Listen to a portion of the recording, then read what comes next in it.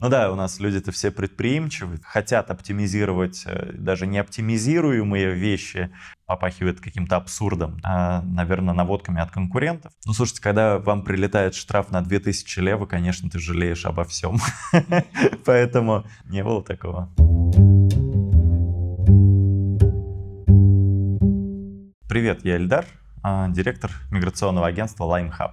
Ну, мы занимаемся поддержкой иностранных граждан, которые здесь пребывают в Болгарии, то есть переехали сюда по виду на жительство. Мы помогаем во всех вопросах, связанных с адаптацией этих людей здесь, в Болгарии. Это там приобретение недвижимости, автомобилей и так далее, и так далее, и так далее. Релокацией занимаюсь больше 8 лет. Количество людей, точную оценку я не ввел, но это точно больше 1000 человек.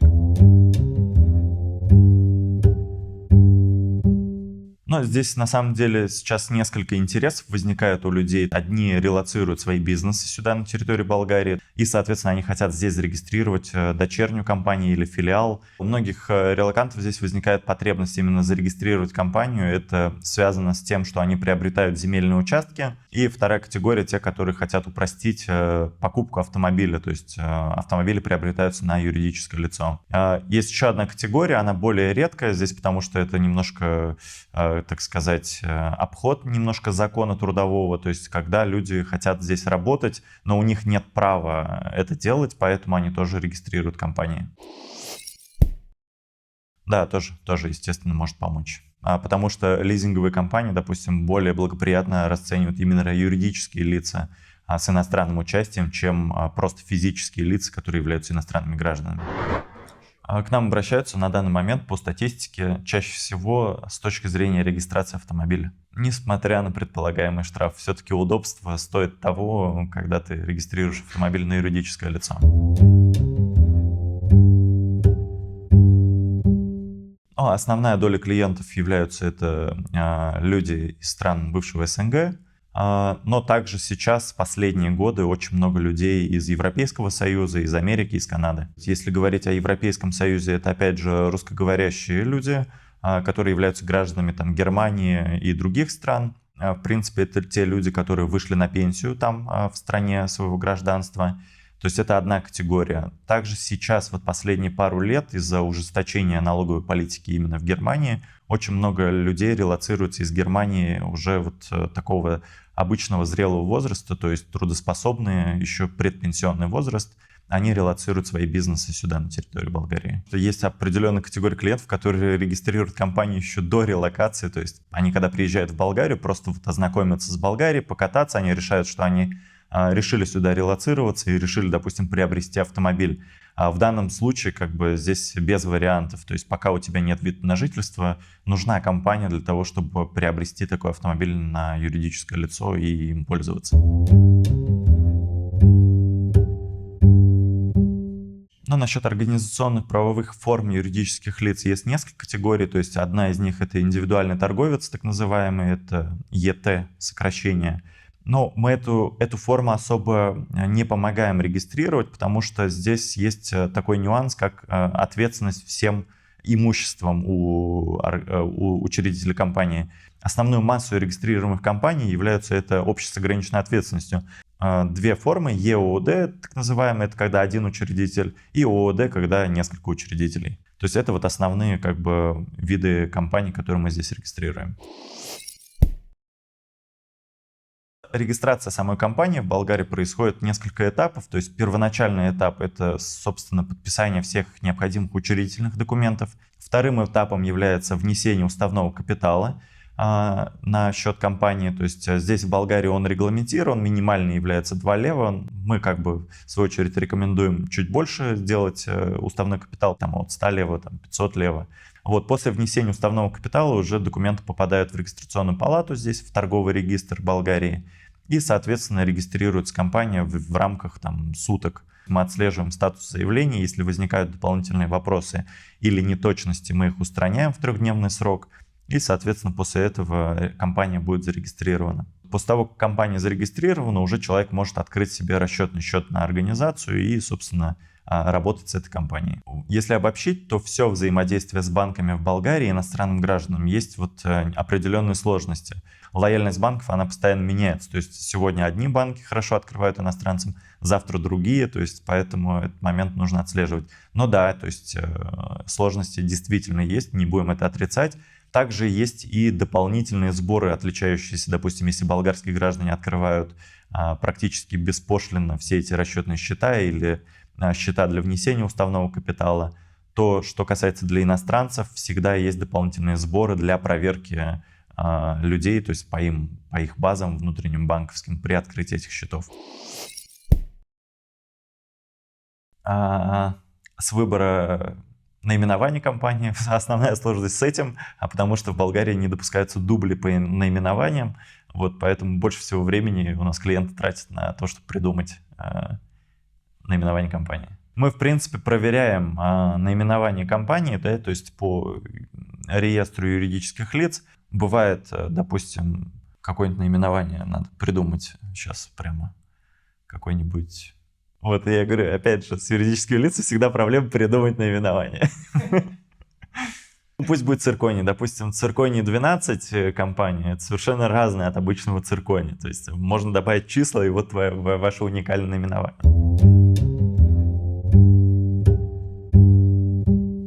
Да, если вы приобретаете земельный участок здесь, в Болгарии, то есть землю в любом ее проявлении.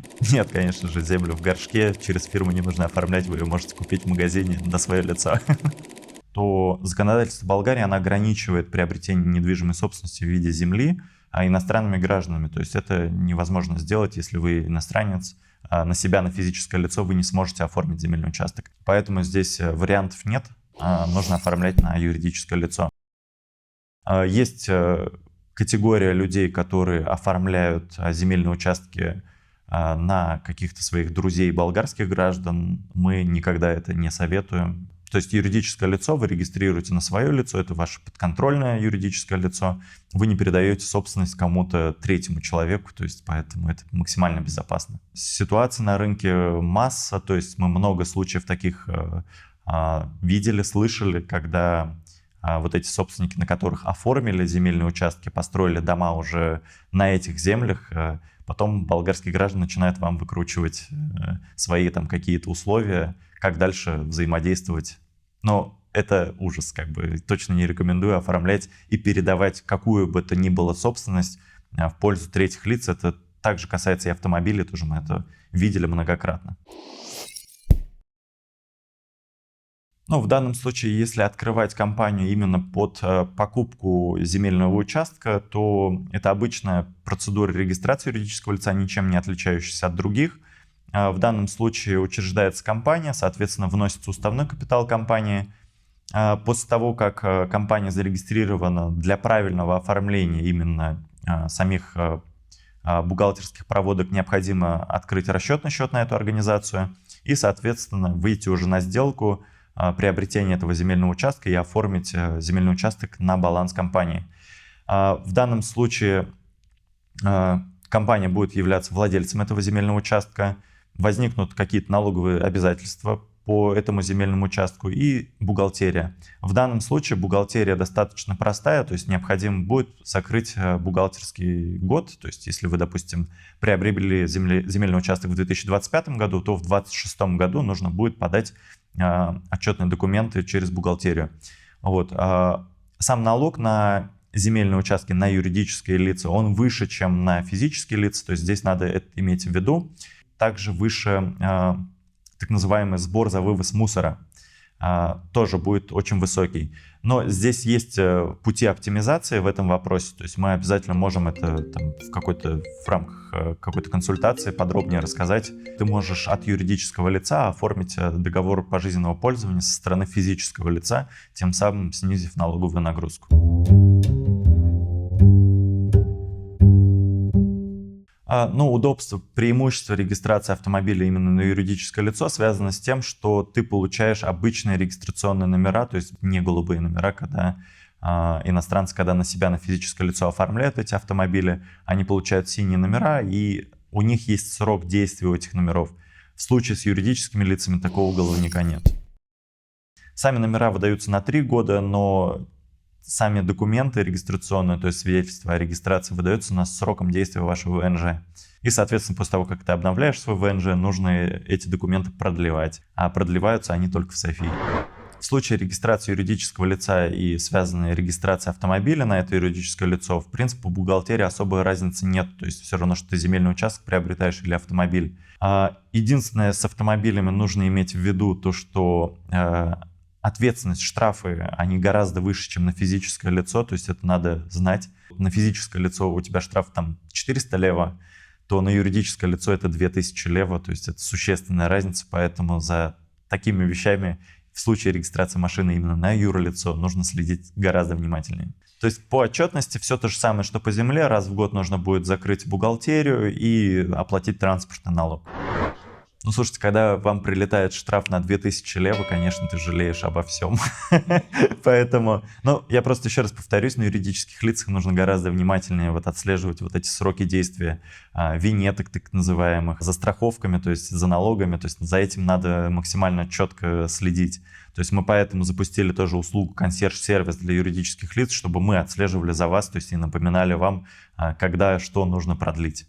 При регистрации автомобиля на юридическое лицо собственником данного автомобиля является именно юридическое лицо.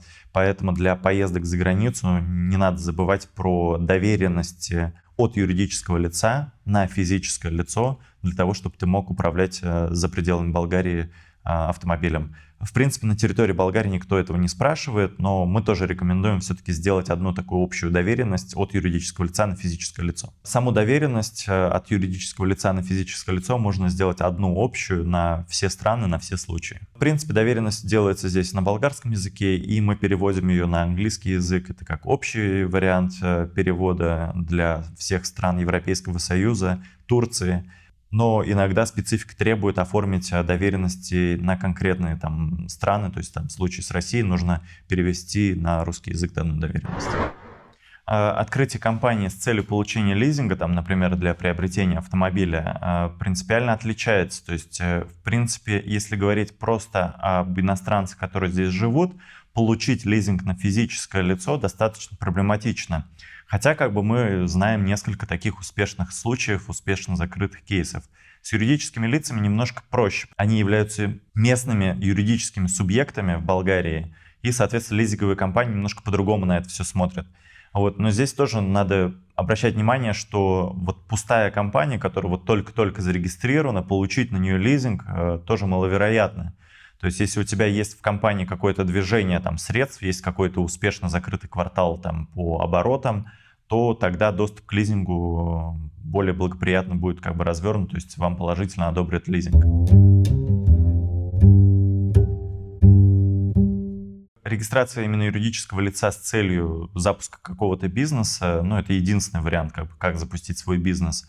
Но с точки зрения преимущества, почему регистрируются в Болгарии, в болгарской юрисдикции, потому что здесь, европейцы говорят и называют Болгарию налоговым раем, потому что здесь налог на прибыль составляет 10%, ставка НДС, в принципе, она примерно одинаковая в Евросоюзе, но здесь в Болгарии она конкретно 20%.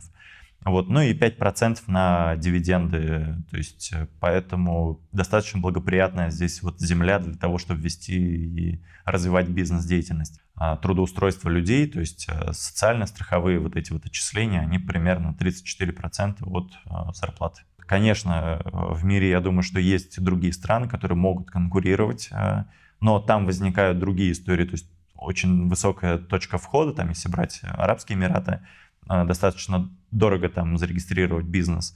И, соответственно, бухгалтерия сопровождающая там тоже в разы выше, чем в Болгарии. Если брать именно какую-то статистику по странам, кто обращается с точки зрения к нам оптимизации налоговых этих обременений, то можно выделить это Германию, Голландию и Бельгию. А сказать, что в Болгарии совсем нет налогов и все бесплатно, такого тоже нет. То есть все-таки есть нагрузка, она ощущается. То есть когда вы начнете вести бизнес, вы это поймете, что не все так просто. Когда регистрируется компания для ведения бизнеса, здесь нужно понимать, какая будет конструкция, то есть чем конкретно будет организация заниматься. Здесь нужно принимать решение, регистрировать компанию по НДС или не регистрировать. Ну и в зависимости от вот этих вот всех факторов возникнет и бухгалтерское сопровождение данного юридического лица. Если компания там по НДС, то тут ежемесячно сдаются отчетности по НДСу. Вот, соответственно, у вас будет ежемесячная вот такая работа с бухгалтером, чтобы закрывать месяц.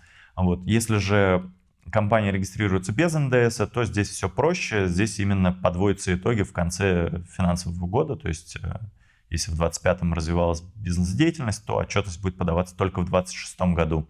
Минимальная зарплата, она строго регулируется законодательством Болгарии, она индексируется, как правило, 1 раз в год, но бывают исключительные случаи, когда 2 раза в год. В принципе, очень распространена практика вот серых зарплат в конверте, то есть, к сожалению, Болгария пока вот, а может, к счастью, не знаю, Болгария является вот такой страной в Европейском Союзе, пока нет особо сильного порядка в бизнесе. Государство, естественно, борется, потому что, ну, как бы им нужно набирать свои там налоги, вот эти социально-страховые фонды и так далее, накачивать их деньгами, поэтому и ведется явная вот эта вот яркая политика налоговых служб Болгарии с точки зрения проверок трудовыми инспекциями и налоговыми органами бизнеса.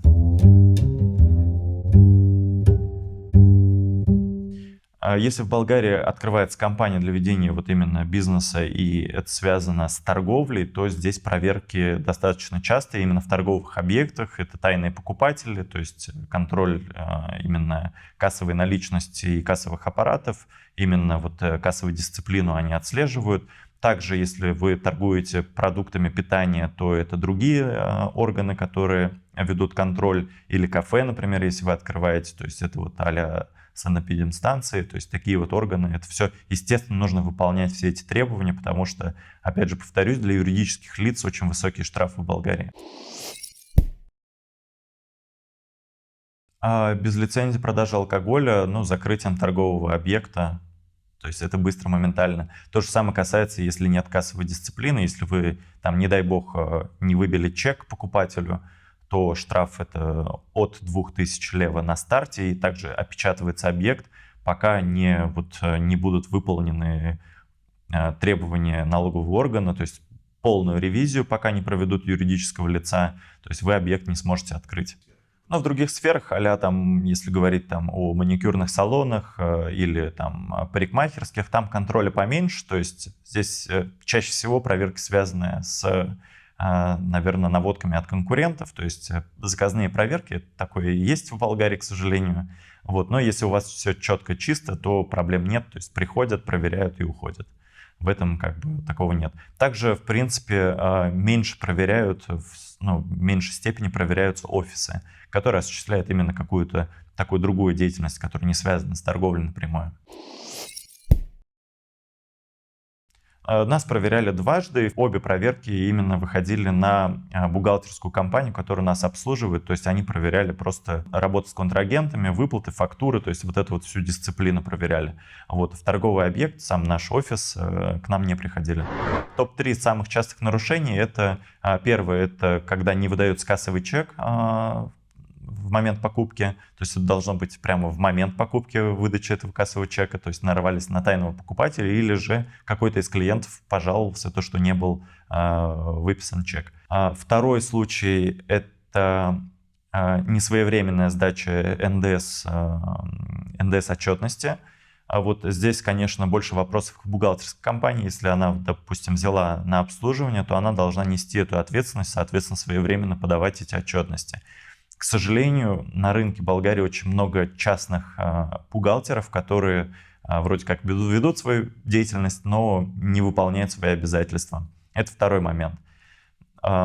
Третий момент — это рестораны, у которых нет разрешения со стороны санэпидемстанции. Здесь тоже все чревато.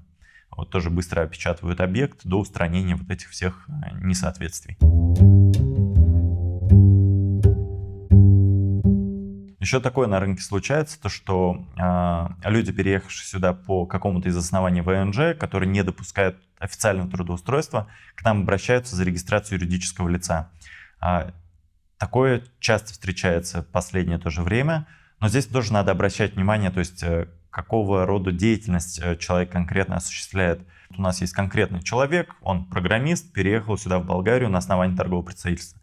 Работать по найму он здесь не может, законодательство это исключает. Вот. Но он может зарегистрировать юридическое лицо, нанять себя как в качестве директора и быть учредителем этого юридического лица, и, соответственно, оказывать услуги другим юридическим лицам, независимо, где они, на территории Болгарии или Европейского Союза, или, может быть, вообще третьих стран, оказывать эти услуги, то есть беспрепятственно. В принципе, хорошее оптимальное решение, которое вот удовлетворяет именно вот программистов. Но, допустим, ты не можешь зарегистрировать юридическое лицо в Болгарии и пойти в кафе работать там барменом. То есть здесь это попахивает каким-то абсурдом. То есть как юридическое лицо у нас за барной стойкой, но это как бы не вяжется. То есть здесь больше мы рассматриваем такие сферы, как B2B, то есть бизнес для бизнеса. То есть это вот самая подходящая такой, наверное, конструкция. Есть второй пример, когда такой же аналогичный программист к нам обратился, но у него был разовый интерес, то есть, соответственно, оформить вот эту вот конструкцию. У него был подряд на какую-то немецкую компанию, то есть он выполнял там определенный объем работы. Здесь нужно понимать, объем работы был очень небольшой, нужно именно на чашу весов, да, то есть взвешивать вот эти все финансовые расходы, потому что у него были связаны расходы с регистрацией юридического лица, расходы на оформление вот именно бухгалтерское сопровождение, и также возникают социально-страховые отчисления, потому что если ты начал деятельность, то директор компании должен сам за себя вносить вот эти социально-страховые отчисления. Их размер сейчас минимальный, это 280 лева. Вот он ежемесячно должен это платить. Вот, иначе там придут к нему и опять же выпишут какие-то штрафы, то что он не вносил своевременно эти отчисления. Вот. И когда у тебя на чашу весов одноразовый проект, я думаю, что нет резона регистрировать юридическое лицо для выполнения вот этого какого-то маленького объема работы, потому что все-таки надо расценивать, какие у тебя будут впоследствии расходы. В этой связи можно, наверное, по-другому решить вопрос, это выполнение там, на основании гражданского договора определенный объем работы выполнить в пользу юридического лица, получить однократную вот эту премию и, соответственно, заплатить спокойно 10% налогов как физическое лицо и дальше спокойно ждать погоды, как бы искать другие проекты. В Болгарии не принято держать бухгалтера в штате, потому что это связано с дополнительными расходами в виде зарплаты бухгалтеру. Нормальный бухгалтер будет брать зарплату от 2000 лева. В связи с этим, понятно, плюс страховые отчисления, то есть нагрузка достаточно высокая будет на зарплату этого бухгалтера. Но опять же, конечно, все зависит от масштаба бизнеса. То есть если у вас там крупная компания, то, наверное, есть резон нанять штатного бухгалтера. Бухгалтеров в Болгарии превеликое множество бухгалтерских компаний, так называемые счетоводные кышти. А также очень много и таких фрилансеров-бухгалтеров, которые на рынке вот болтаются и обслуживают юридические лица. Есть из чего выбрать. Но если у вас сложная конструкция бизнеса, особенно если это касается там, международного права, там, международных торговых сделок, то здесь круг сильно сужается, потому что компетентных таких бухгалтеров именно в такой области их не так много. Разброс на бухгалтерские услуги достаточно большой такой, да, то есть диапазон. То есть от 100 лева в месяц до 3000 евро в месяц мы такое тоже встречали. Это особенно высококвалифицированные бухгалтеры именно в области международного права торгового. Но они в основном все базируются в Софии, то есть здесь, если говорить о побережье, таких бухгалтеров, наверное, нет. Если компания не осуществляет регулярную деятельность, то есть, соответственно, он просто там купил, например, автомобиль или земельный участок, один раз это сделал, и дальше фирма простаивает, то здесь бухгалтерия разнится там от 200 до 300 лева в год, чтобы закрыть бухгалтерский год. Вот, в принципе, после того, как ты закончил вот этот год, закрыл, юридическое лицо имеет право подать однократную декларацию, то есть юридическое лицо декларирует, что оно приостановило свою деятельность и, соответственно, не будет вести никакую деятельность до следующего уведомления. В данном случае вам уже после этого бухгалтерское сопровождение не требуется. Продали машину, с баланса скинули этот автомобиль, и, соответственно, юридическое лицо больше не будет осуществлять деятельность, то можно однократно подать такую декларацию, и вам уже не нужно будет платить за бухгалтерское обслуживание и подавать какие-либо отчетности на это юридическое лицо.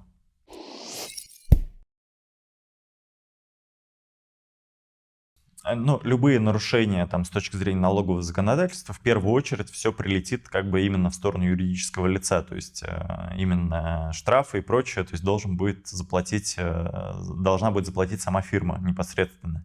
Вот, но здесь надо смотреть внимательно бухгалтерский договор, который вы заключаете с бухгалтером вот, на сопровождение вашего юридического лица. Там прозрачно должны быть указаны ответственности сторон. Допустим, если компания осуществляет деятельность, но не было вовремя подана отчетность, хотя, с другой стороны, как бы юридическое лицо само предоставило всю необходимую документацию бухгалтеру, но он не подал вот эти отчетности, то, естественно, у вас могут быть претензии именно к бухгалтеру за то, что он не выполнил свою функцию. Понятно, что можно в досудебном порядке разобраться, то есть с бухгалтером в данном случае. Тебе нужно будет погасить вот эти все задолженности и штрафы, которые вам выписали. Здесь этого не избежать, иначе вы не сможете вести дальше свою деятельность. Но понятно, что впоследствии ты можешь предъявить этот иск уже бухгалтеру, ну и, соответственно, в досудебном или в судебном порядке с ним разобраться. Ну да, у нас люди-то все предприимчивые, соответственно, они там могут, точнее, как хотят оптимизировать даже неоптимизируемые вещи. Соответственно, бухгалтер может посоветовать, как поступать, а что идет вразрез.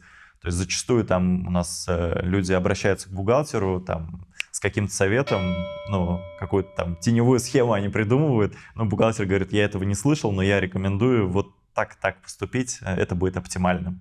То есть бухгалтеры не идут на такие вещи, как прямое нарушение законодательства Болгарии.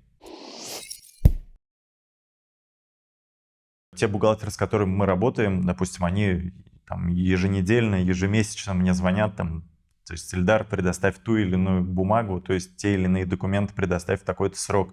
То есть они следят за этими моментами, то есть они отслеживают и задолженности мои перед налоговыми службами и рассчитывают зарплаты своевременно. То есть они контролируют эти процессы, то есть и дергают меня по всем вопросам. Если говорить о частных там, физических лицах, бухгалтерах, которые там, осуществляют такую деятельность, зачастую они не пользуются там, софтом каким-то, не контролируют многие процессы, то есть они могут забыть, пропустить, поэтому нужно глаз да глаз отслеживать самому вот эти все нюансы.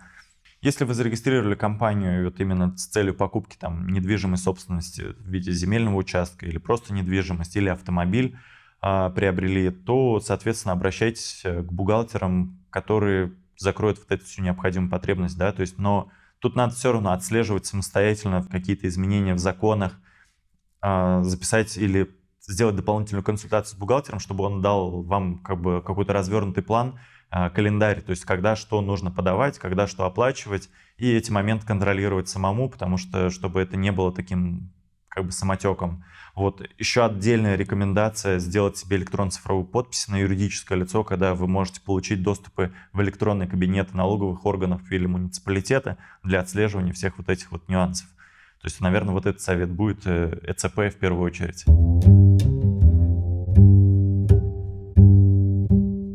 Закрытие компании сейчас происходит достаточно сложно, то есть временные рамки это порядка 8-9 месяцев и большая юридическая работа. По стоимости это может быть там 300-400 евро. Сейчас внесены кое-какие поправки в законодательство, в принципе, они уже приняты. На данный момент я не берусь ответить, сколько это реально по времени занимает, потому что там есть несколько критериев. Если, допустим, компания не вела деятельность на протяжении 3 лет, то ее можно закрыть будет по экспресс-процедуре. Как обещает законодательство, это делается в рамках 1,5 месяцев. Закон у нас вышел в октябре месяце прошлого года. После того, как мы закроем пару юридических лиц именно таким путем, мы обязательно скажем, как это происходит на деле. Периодически учредителю, директору компании нужно здесь находиться на месте, чтобы контролировать эти процессы, потому что многие документы нужно заверять нотариально. В принципе, конечно, в теории можно там, любые документы заверить в болгарском посольстве, но это все волокитно, то есть это все в сроки может не уложиться, то есть необходимое. Да, для открытия компании нужно здесь физически хотя бы 1 раз прилететь. Если у тебя нет активной бизнес-деятельности, а просто там зарегистрирована машина, то, в принципе, прилетать сюда не нужно будет, потому что эти моменты точно можно закрывать дистанционно. Те, которые хотят зарегистрировать компанию, задумайтесь над этим в момент, когда у вас уже будет прозрачная ясность, то есть что вы здесь в Болгарии окажетесь и будете здесь находиться продолжительное время, то есть получите ВНЖ. То есть если вы регистрируете компанию до инициирования процессов по ВНЖ, это может повлиять на само рассмотрение вашего ВНЖ. У нас есть несколько там случаев, да, отказов по визам D. Если человек, допустим, зарегистрировал здесь юридическое лицо, а после этого подал документы на визу D на основании торгового представительства, здесь идет немножко конфликт, здесь миграционные власти пробивают, да, соответственно, находят эту компанию, узнают, что человек зарегистрировал юридическое лицо, но тем не менее он подается на визу D как торговый представитель. Этого делать не нужно, потому что вот в отказе там было конкретно написано то, что у человека есть зарегистрированное юридическое лицо, поэтому выполните требования по регистрации юридического лица и нанятию 10 болгарских граждан, чтобы закрыть вопрос с вашим ВНЖ. Поэтому фирму, наверное, оставить надо на второй план после того, как ты уже релоцируешься сюда, в Болгарию. Либо же можно это сделать там на супругу, на сына, то есть, ну, здесь надо на другое лицо зарегистрировать, юридическое лицо, чтобы это не повлияло на вашу визу D. Многие юристы в Болгарии лукавят, когда говорят, что для того, чтобы зарегистрировать компанию в Болгарии, нужно ввести обязательно болгарского гражданина в учредителя. Предостерегаем, делать этого не нужно, избегайте любых таких адвокатов, потому что это непонятно, с какой целью они это делают, но тем не менее, то есть это небезопасно. И это абсолютно не обязательно. Еще есть один момент, когда при регистрации юридического лица вам сразу же навязывают регистрацию по НДС компании. Тоже здесь надо быть внимательным, потому что не во всех случаях этот НДС нужен, и не во всех случаях, абсолютно не во всех случаях он полезен. НДС навязывают для того, чтобы обеспечить себе клиентов по бухгалтерии, чтобы у вас была ежемесячно такая подвязка для бухгалтера. То есть это тоже не нужно делать в ППХ. Всегда можно сделать НДС-регистрацию после того, как вы зарегистрировали юридическое лицо и когда вы поняли, что вам это нужно.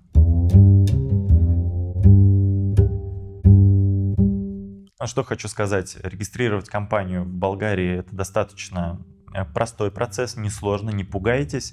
То есть если вам нужна компания, мы ее обязательно зарегистрируем. То есть этого не надо бояться, то есть с этим все в порядке.